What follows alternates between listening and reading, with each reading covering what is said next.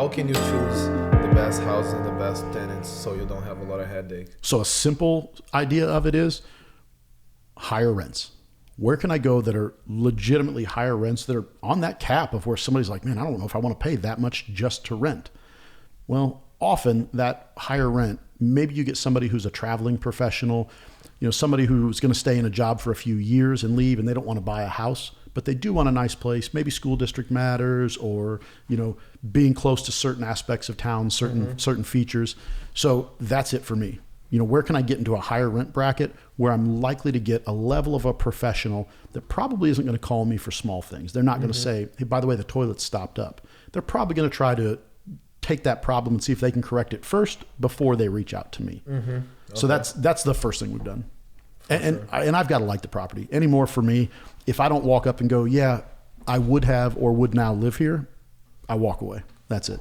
If it's someplace that I can't see myself living, it's just not for me. That's one thing that I've found important to me is that, like, I want to be able, if I can't drive up and either see myself living there or be able, proud to say, hey, mom and dad, this is in my portfolio. I don't want it. Yeah. I don't want, and another thing too, once you get it, I want it to stay this way. I don't want to, the phrase you don't want to milk the cow dry. Yep. So then 20, 30 years from now, when I go to sell it, it's a dump. It's not worth anything that when I got it. But sure, you grabbed all that money the whole way. Yep. You got to put it in, keep the value. I mean, that's one thing really important to me.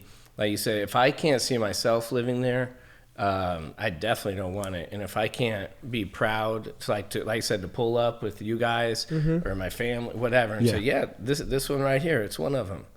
Like, that's big to me. It's hard because there's a lot of cash to be made on the other end of rental real estate. There's more than one way to skin a cat, right? And so there's a lot of people out there that do it many different ways. Yeah. I'm not going to knock it. Yeah. It's just not for me. Right. Just not the right fit for me. Right.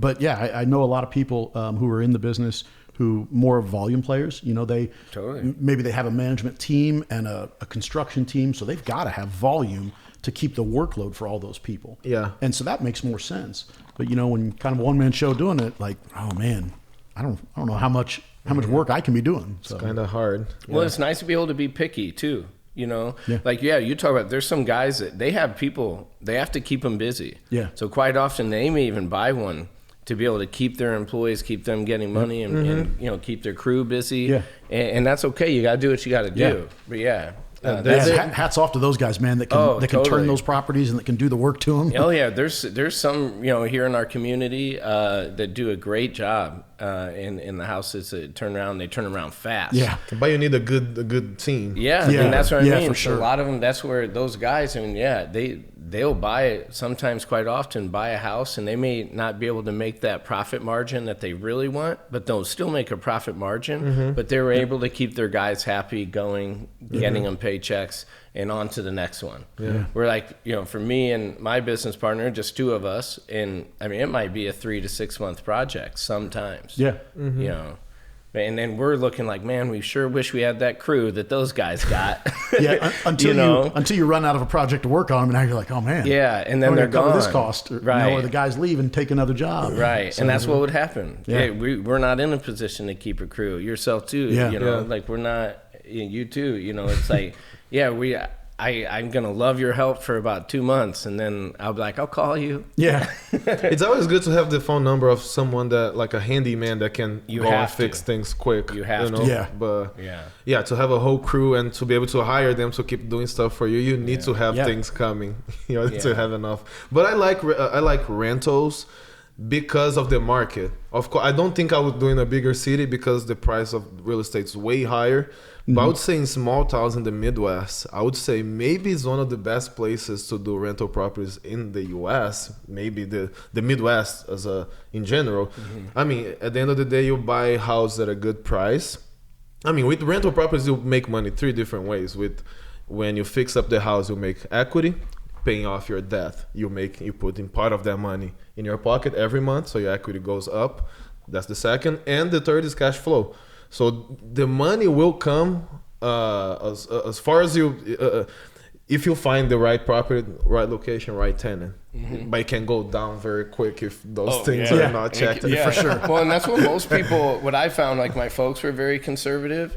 So when I was first talking to them about, hey, this is a venture I'm looking to get into, and they're like, you hear all the horror stories, and that's what sticks and keeps a lot of people from making, dipping their toe in the water. Like, I don't know, might be some alligators in that water, and like, I know a buddy of mine, he lost everything, well, did he bite off more than he should chew? Or like, situations are going to always be different. None of it is guaranteed or foolproof, right? I mean, all of us, what I always say, like, if our properties, we all have some, if the values just absolutely plummeted and we're in bad, our entire country's in bad shape. So the last thing we're going to be worrying about is our portfolio. We're going to all have a big problem on our hands. Yeah, real estate, long-term, real estate is absolutely a path to real wealth. I mean, it's undeniable. It is. You just got to find your lane and figure out what works best for you. But hats off to anybody that wants to get into it. It's not the easiest thing in the world, that's for sure. But I think it's an amazing idea. And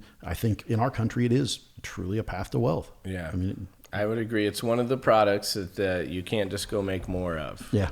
Right? I mean, land, we only have this much of it.